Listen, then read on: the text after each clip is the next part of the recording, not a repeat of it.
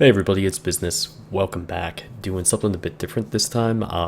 I know I don't have the videos up for the Svetlana or, any of the other Russian cruisers, but I'm actually going to be featuring play with the Svetlana and the Tier 7 Shores, which I'm just going to assume that's how it's pronounced, so there you go, it's the Shores, alright? This match is on Two Brothers, and it's myself and Swagger, and we also have Raltus, who I don't think I've played with in the division before prior to this stream that I had going, and turned out to be pretty damn good overall, like a lot of really good team play, and that's basically what today's video is going to be about. We're in tier 4 ships, a pair of Svetlanas and also Raltus and his Clemson, and this is a tier 6 match, and it's on Two Brothers, which is not very friendly for tier 4 ships in the tier 6 match. So things start off where basically I started heading west and I got a big glass of nope and turned right the hell around because I'm really outranged. The max range for this is 11.3 kilometers, and you can use advanced firing training on this because it has 130 millimeter guns on it, so you can apply advanced firing training, get it up to like 13.4 or 13.5, something like that. I'm not there yet though with this captain, and that means that I have to be a lot more careful about my engagements when I am outranged and trying to make use of cover and all that sort of stuff. And as far as the match is concerned here, I was really worried that Matsuki was going to get wrecked by that Nicholas, but he managed to get some torps on him and got a devastating strike. So we're moving over to the east side here to respond to the ships that are coming up pretty quick. There's a few cruisers, there's Farragut right here, and one thing I really like about the Svetlana is how many shells it can put on target, and at a relatively fast rate, and it does have a pretty decent arc in that, say, I would say about 8 to 9 kilometer range. It kind of starts to flatten out a little bit, and like I said, this does get the benefit of being able to use AFT, so that's actually a huge plus, and very rare nowadays in the cruiser world in this game. So and I did want to mention I have been holding off on the review of the tier 2, 3, 4 Russian cruisers just because I wanted to see if there was going to be like an immediate patch following the release that would change anything, like kind of what happened with not the Russian but the German cruisers. The review that I posted wasn't irrelevant. It was still rather quite on point in some respects, but there were a few things that changed that could have been adjusted, like in terms of it could have affected my opinions about given ships. So yeah, that's something I was just trying to wait and see. But the Kirov actually was the only ship that seemed to actually get any changes with the most recent patch. So and even then, I'm not even sure how adding 3 millimeters of armor, I don't know, I guess that was a bug or something. Yeah, I don't know how much of a difference that makes, but I haven't played it in about a week anyways. So it is Swagger and myself over here in the Svetlanas. We have the Matsuki with us and also a Fuso, and that's a huge help, having a battleship with a couple cruisers over here. We do have a few guys that are going right into the middle, and yeah, given that they still have 10 out of the 12 ships, that's usually not advisable. So there is a Svetlana right here that I just targeted, and there's also a Cleveland as well. I certainly don't want to get in the fight with the Cleveland, but it looks like he's kind of got his hands full with the and actually I'd mark him right there to try to make sure that the Fuso is focusing on him. I really don't want to get into a fight with the Cleveland, but I will if I have to. I am angling myself to intercept that Svetlana. We're down not much in the way of points, but I mean, obviously given how matches go these days, you just try to get the points whenever you can, obviously. So now I am switching over to AP, anticipating him coming around in a second.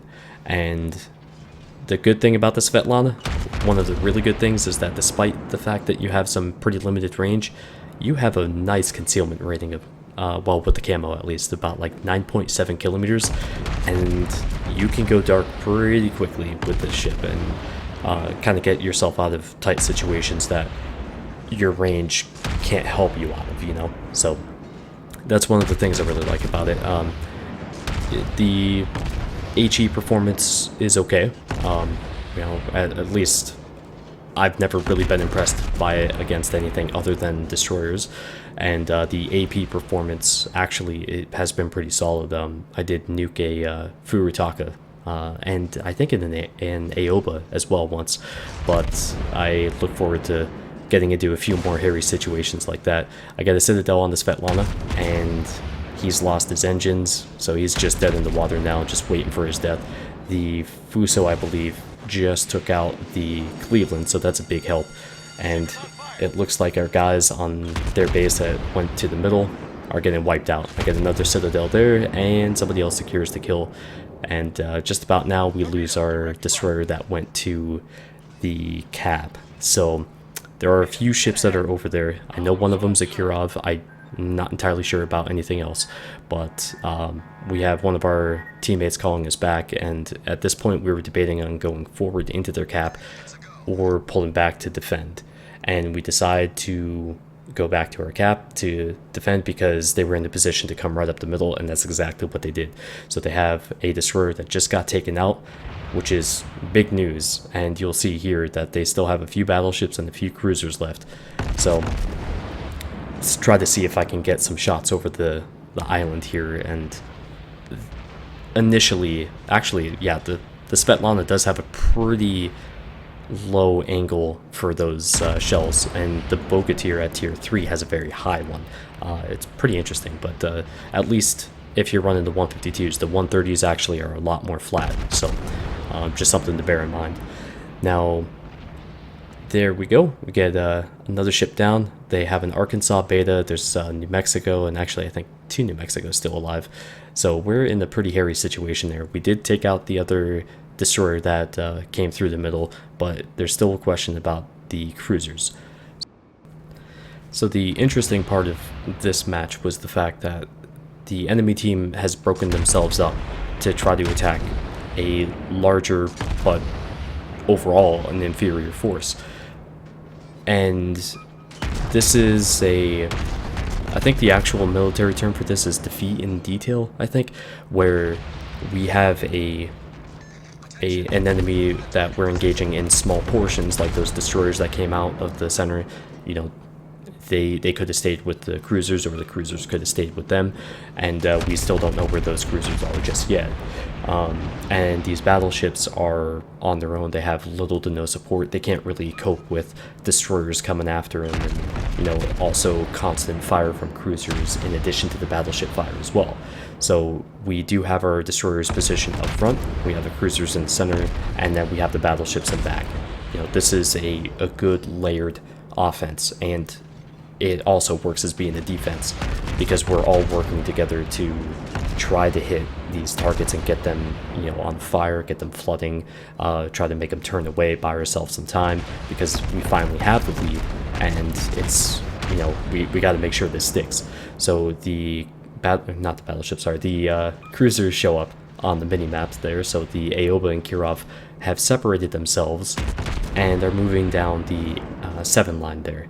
Very curious decision, and I'm telling you, if they went through the middle, this would have been a totally different match, and obviously a different outcome from what you're seeing right now. I don't expect that I would be alive. But the New Mexico in the north here ends up beaching himself, and I managed to dodge his shots right there, just barely, so really lucked out there. And, you know, I've been trying to make sure that my ship is always moving, I'm always shooting and, you know, getting new targets on fire, that sort of thing. And unfortunately, Rautus did just die to the secondaries of that New Mexico in the north that beached himself. But we're going to take a look at what he did just before he died. He got off some torps. There's 3 hits and 3 more. If you're going to die, you better make it count, you know. That was a huge deal, making that damage happen, because myself and Swagger don't think we would have been able to take on that full health New Mexico there, you know. So I'm just trying to get another fire set on this New Mexico before I change targets, and I am turning as tightly as I possibly can and get some more shots. I'm gonna get the warning here. Oh, there's a fire. Okay, I get the warning for the collision and switch back over to the Arkansas Beta. And the thing is, like, I've really only had one salvo shot at me this entire time we've been engaging these battleships, and that's pretty damn amazing to me. It really goes to show that they really weren't focusing on the same targets. And the Arkansas Beta is burning. I'm trying to get some more fires on him. The New Mexico here just took out our Mitsuki, and I am gonna launch torps. I did burn down the Arkansas Beta, or I'm sorry, the other New Mexico, and I do launch my torps here. They only have a 5 kilometer range. They're pretty slow too. They do very little damage, only what, 7,200 max. So I mean, that's really not good. But the threat of torpedoes is enough to keep him turning and, you know, hopefully open him up to the Fuso, which right there kills him. So all 3 battleships are dead now. Our other Fuso apparently took out, I think it was the Aoba. Oh, nope, it was the Kirov, so the Aoba is still alive, but not for long as the Fuso lines up another shot here. And obviously in the chat, we're pretty happy with the results of how we worked together to achieve this. And I mean, again, thankfully the cruisers decided to go off on their own instead of down the middle with their destroyers, because that would have made their force overall a lot larger, and it would have been much more to contend with, and I guarantee our results here wouldn't have been quite the same. But again, the important part was that we came back to the cap, because no matter what, that's still the most important part of a, you know, a regular domination match. The fact that we came back to the cap together to work together is something that was very encouraging. We decided to turn around, and we all turned. It wasn't, oh hey, there's another ship still going off on his own and everything. So, you know, there were a lot of really encouraging matches this day, and this was also one of them that, I gotta say, it started off really shitty. And I said at the start to stay away from the 1 line and the 10 line, because on this map, for some reason, people are magnetically drawn to that shit, and it takes people out of the match so much. And just like North, you know, if you're on the 10 line there, you're so prone to getting wrecked by destroyers, because you have such a limited range of movement. And especially around those islands here on Land of Fire, you have a big risk of not being able to see ahead of you. Now, I am in the shores here, the tier 7 Russian cruiser, and I've got to say, this thing is batshit fucking awesome. I love this ship. You'll see why. But like, the Bodioni at tier 6 is really good. Like, it's awesome. It's a fantastic ship. I think I just set my highest fire damage total with that at 85,000, and you know, it's just a tier 6 ship. What this reminds me of is the old 155 Mogami, and it has less powerful HE, of course. Nothing's ever really going to match that ship, I think. And its AP is very, very solid, though. This thing is a nasty cruiser killer. If you get them on their sides, they're just gone. I mean, one salvo will take out pretty much any ship, you know, from what, tier, yeah, I would say like tier 7 under. I mean, you can get 7, 8, 9, 10 citadels, no problem with this. But you know, the fire is pretty okay. It's about 15% with Demolition Expert, and you're going to see that it actually has a really tight grouping overall. I do run the accuracy module on this as well, and the main thing with the ship is that you've got to keep moving, and you've got to always be turning and all that stuff, because I've been beaching myself a lot in the Kirov, the Bodioni, and the, let's see, the shores as well, because they have battleship like turn radius. I think this has a, what, 900 or 950 meter turn radius. It's a cruiser. Holy shit, it's insane. And that takes a lot of getting used to. So So long as you keep moving, though, you should be okay. Now, it does get the scout plane too, so that's why it has that inverted view there. And myself and, let's see, Dave are working on this Atago here, and that was a whole hell of a lot of AP that unfortunately we just didn't aim far enough. We didn't give the guy enough lead to be able to hit the Atago and just shred him, but it would have been awesome if we did. Now, of course, we do have, for some reason, 3 people on the 10 line, and we have a lot of crap happening here. I did take out the Benson, but we just lost another destroyer, so we're down all of our destroyers and a cruiser as well. And in case you haven't noticed, they do have a distinct battleship advantage, especially with the fact that we have a stock Fuso, a stock New Mexico, and I know one of their New Mexicos is stock as well, but their Fuso's upgraded, and I believe their North Carolina is as well, who, by the way, have you noticed any of him lately? I mean, the guy is way off in the distance and doing practically nothing to help his team. So we are trying to whittle these guys down, and unfortunately we just lost Swagger, so we lost our Nagato, and we just have Fuso New Mexico now. Great. Dave and I are trying to just unload on these guys as best as we can, and we start focusing on this New Mexico here, as he's a bit too close for our liking. And I say that because this ship gets citadeled like crazy. All the Russian ships do. They just, especially when they're turned away, if those shells are trailing in, coming in, like, look, Dave just lost a crap load of health there, and that's pretty much the norm when it comes to the Russian ships, the Russian cruisers, that is, especially at the mid-tier. And you know, once we get up into the higher tier with the Charlie Chaplin, the Chapiev at tier 8, and the Dmitri at tier 9, I guess we'll see how that goes. But I switched to AP, see if I can get some decent damage here, and I was really just kind of testing out the AP at this range, and I just wanted to see how it would perform. You can see that I have, when I am trying to aim over the island, my cursor is where it should be. In a replay, you get to see this, because if I was going to hit the mountain, the cursor would actually flick down, as in I lost the ability to shoot over the obstruction. You can only see this in a replay, and apparently a number of people think that it's an aim assist or a bot or some shit, and instead of just loading up their own replays and taking a look and seeing what's easily something that's can be easily demonstrated, they choose to go ahead and accuse people of hacks and show their ignorance. So that's awesome.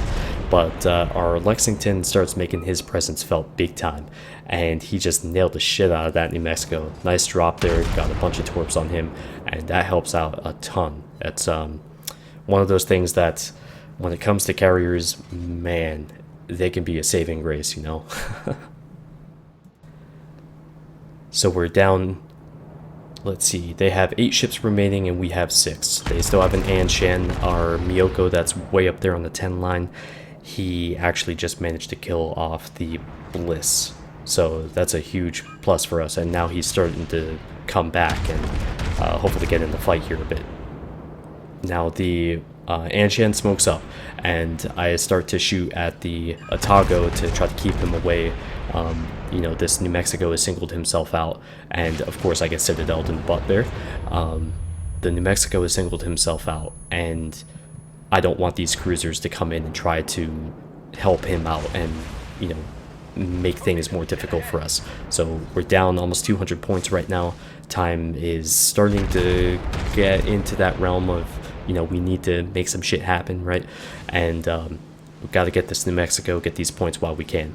So he is on fire, and I think I have successfully made that Atago turn away, get the kill secure on the New Mexico, and we still have some ships here coming in the middle. That North Carolina is way off, but he's coming right towards our cap, so that's something we got to keep in mind.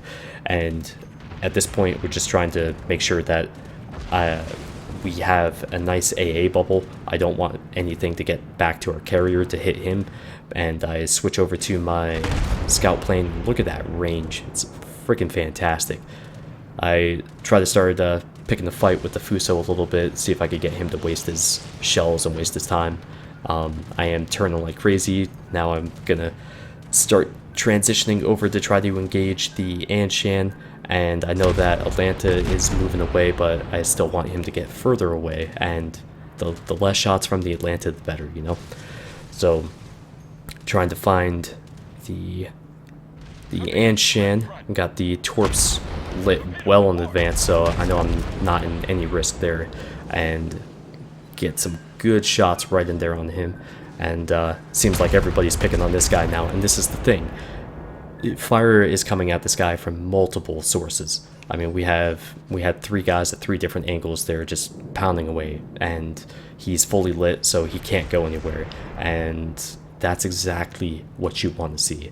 I mean, people are assessing the right threats, and they are attacking them properly. And unfortunately, Dave gets pushed out here by the enemy aircraft. He did get singled out by the enemy carrier, so we did lose him, and now we're still down, but now it's only about 20-25 points.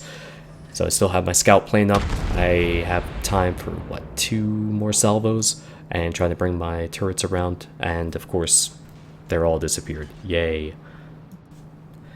And now at this point, it initially would have made a lot of sense for our Miyoko to head back to their cap and start working on that. But I'm still not too sure about that. If it would have been better for him to go there, or like as he's obviously doing, where he's coming back.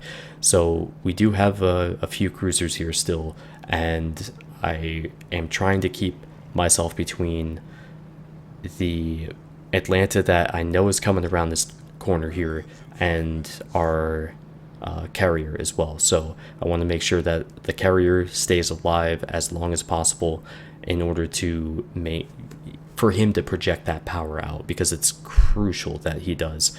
And luckily he is the top tier in this game, and the biggest threat to him is both the Shokaku on the enemy team and the North Carolina. Now I make a mistake here. I did switch to AP, and I get some good damage. Triple Citadel at this range, not bad at all. But I switched back to HE, sorry. And I probably could have just stuck with AP and just knocked him out immediately and not taken any return fire here. And that was a damn close call too. But we do have a number of ships on their cap, 3 of them to be exact. And we need to get this Atlanta down, because one, he's again singled himself out, and we have this island between us and them. So we can basically have very minimal damage input and be able to try to get ourselves back in a position to be able to do something. We have time to work with. You can see the timer up there, the nice little mod that I have for it, the capture timer, base capture timer, huge help.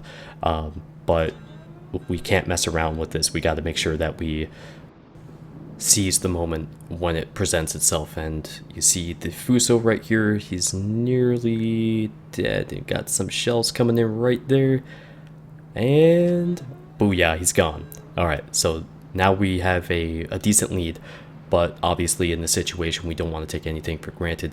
The carrier just did a drop on the North Carolina, had I think 3 of the torps hit, so that's a huge help, and that's exactly what we needed him to do. I do have AP ready and loaded. I'm anticipating the Atago to be the first threat, and then I'll deal with the North Carolina when I can. But let's see, we've got the North Carolina's backside, and I know I'm going to bounce if I shoot at the Atago, so I'm going to keep AP loaded, and I'm just going to wait, because this guy's got a longer reload than I do, and I know I'm not going to get any return fire coming in. Booyah, he's down. Alright, now we just need to secure against the North Carolina. I aimed a bit too low here, kind of a mistake, but yeah, I could have had that kill, and a Kraken, damn it. But I'm okay with it, because that was really a hell of a tough match. You know, both sides fought tooth and nail to make that happen. But the Shores, man, wow, what a ship. So yes, teamwork in random battles, it can still happen, and I hope this was a good display of that for you guys. I thought it was, and some of the stuff I've seen lately is really encouraging, and I just wanted to share that with you. But we got a lot more coming up, of course. I will be streaming today much later at 8 p.m. Eastern. Gonna do a kind of a night stream, but swing by, say hello, and thank you guys for watching. Feel free to leave some feedback, and I'll see you next time. Take care.